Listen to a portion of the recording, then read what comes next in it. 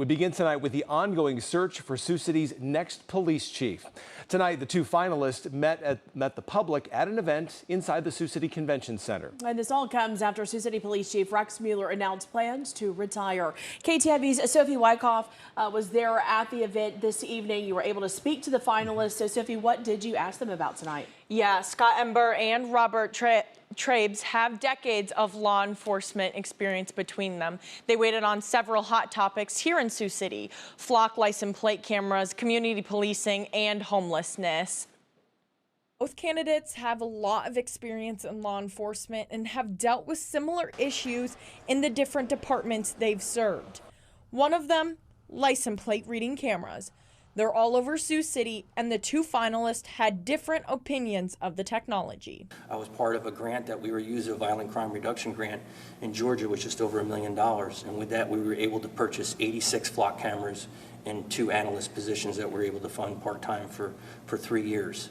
Ebner says the cameras are extremely important, but have to be monitored and regulated, and officers need to be trained. When he worked with them, Ebner not only required officers to input the reasons the car or the plate number was needed, he also added a system requiring the criminal case number too. Trabes admitted he might be one of the few law enforcers not completely sold on flock cameras. I worry about making sure that the proper safeguards are in place to make sure that people's constitutional rights are upheld, that privacy is not invaded more than it needs to be for the government needs in order to investigate crimes. He added citizen input is important, and if they oppose flock cameras, that's definitely something to consider. Homelessness in Sioux City is another issue local police deal with on a daily basis. Ebner and Trabes had similar takes on tackling this issue. Our ultimate goal is to make the quality of life the best we can for all residents and people who live in Sioux City or any city. But we also have to protect the rights of individuals. We treat people with dignity and respect. I don't care if you're homeless or not, you're still a human being. And then ultimately, if you're violating the law, then we're going to enforce that too. Both men also addressed Sioux City's long-standing community team policing approach and their qualifications for the job. I also asked Ebner about an active lawsuit he faces alleging gender discrimination while he served with the New Jersey State Police.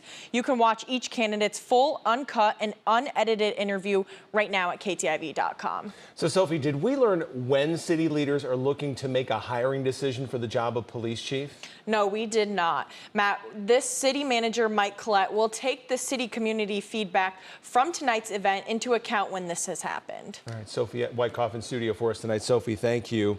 If either Ebner or Trabes are hired as the city's police chief, they will be the first chief in 30 years to not have come up through the police department to the rank of police chief. In fact, in this latest search, just one member of the Sioux City Police Department applied. Mike Collette, the Sioux City city manager, the one who will make the hiring recommendation to the city council, says a new perspective could be helpful. I think it'll just be different. I think it'll bring different perspective. You know, sometimes you need outside perspective to bring maybe something new and different that we haven't experienced before.